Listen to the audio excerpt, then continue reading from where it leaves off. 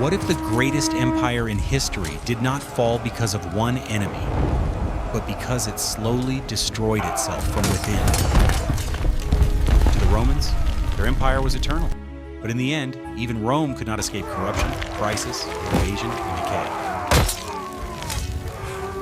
This is the story of how an empire that seemed invincible collapsed.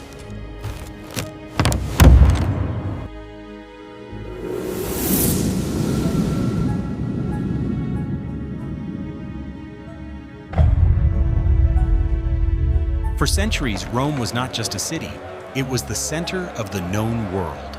Its roads stretched across continents, its legions were undefeated, and its laws shaped civilizations. To the people living under its banner, the Roman Empire was eternal.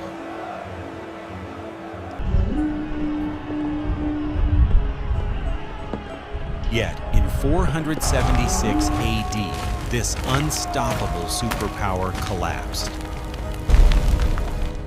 The fall of Rome was not a sudden explosion, but a slow, agonizing decay from within and without. It is a cautionary tale of how arrogance, economic crisis, and divided leadership can bring even the greatest civilization to its knees. To understand the collapse, we must first look at the sheer scale of Rome.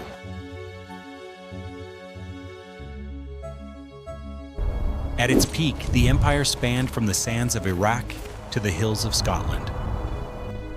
Managing such a massive territory with ancient communication methods was nearly impossible. In the late 3rd century AD, Emperor Diocletian realized the empire was too large for one man to rule. He made a fateful decision. He split the empire into two halves. The Western Roman Empire, capital in Milan, later Ravenna, governing Italy, Gaul, Hispania, and Britain. The Eastern Roman Empire, also known as Byzantine, capital in Constantinople, governing Greece, Asia Minor, Egypt, and the Levant. While this division saved the East, it doomed the West.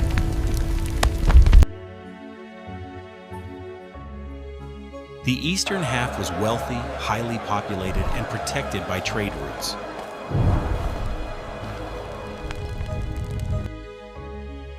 The western half was plagued by long, exposed borders, a shrinking population, and a bankrupt treasury.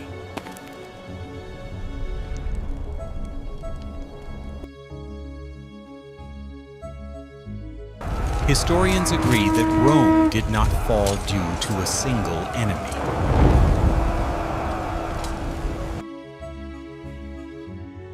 Rome suffered from a chronic lack of a clear system for imperial succession. Emperors were frequently assassinated, often by their own bodyguards, the Praetorian Guard. At one point, the throne was literally auctioned off to the highest bidder. This political chaos meant the government could rarely focus on long-term stability. To fund massive armies and the luxurious lifestyles of the elite, emperors began to debase the currency, mixing cheap metals like copper into silver coins. This caused hyperinflation. Money became worthless, trade ground to a halt, and the Roman economy reverted to a primitive barter system. For centuries, Rome kept the Germanic tribes beyond the Rhine and Danube rivers at bay.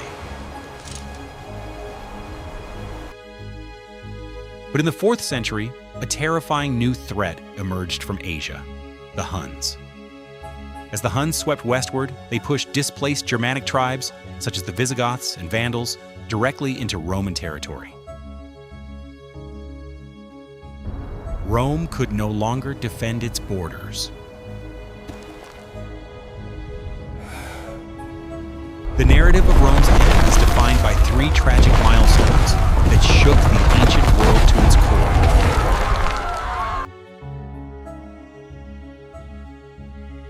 410 AD, sacked by Visigoths.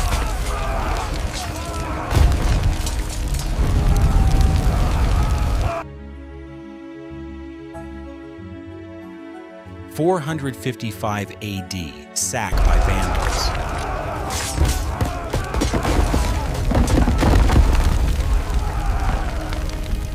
476 AD, the final fall. For 800 years, no foreign enemy had breached the walls of Rome.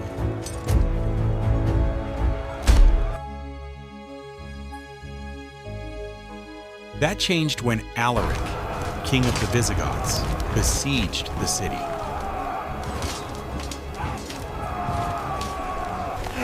Starved and desperate, the city gates were open from the inside.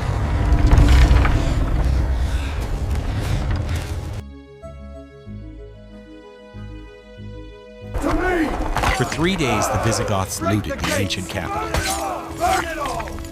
The psychological shockwave went around the Mediterranean. Jerome, a Christian scholar, wrote, "The city which had taken the whole world was itself taken." The Vandals stripped Rome bare, 455 AD. 45 years later, a Germanic tribe called the Vandals attacked. This raid was far more destructive than the first. They systematically looted Rome's treasures, stripping even the gold leaf roofs off temples, leaving the city a hollow shell.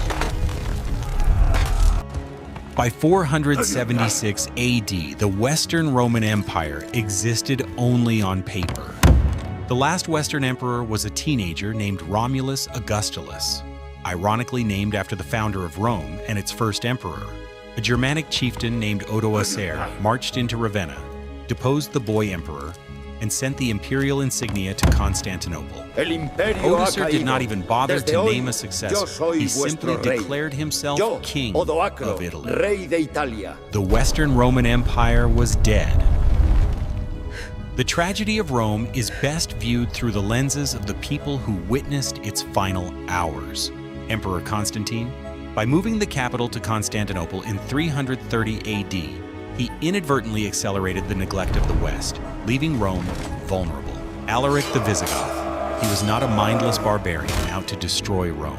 Rome's refusal to negotiate fairly drove him to sack the city. Romulus Augustulus, a powerless child puppet controlled by his father, who became the tragic footnote to the end of a millennium of Roman dominance. The fall of the Western Roman Empire fractured Europe into a mosaic of warring Germanic kingdoms. The centralized law, infrastructure, and security vanished, plunging the region into what historians traditionally called the Dark Ages. However, Rome did not completely disappear. The East survived.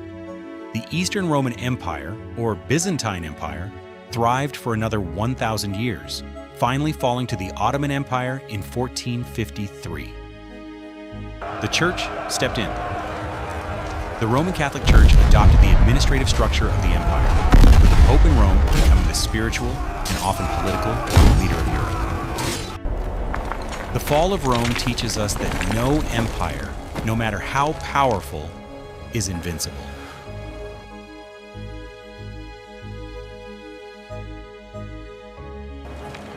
Rome did not collapse because its enemies were overwhelmingly strong. It collapsed because it became too weak, too divided, and too corrupt to defend itself. As the grand monuments of Rome crumbled into ruins, they left behind a permanent blueprint for Western civilization.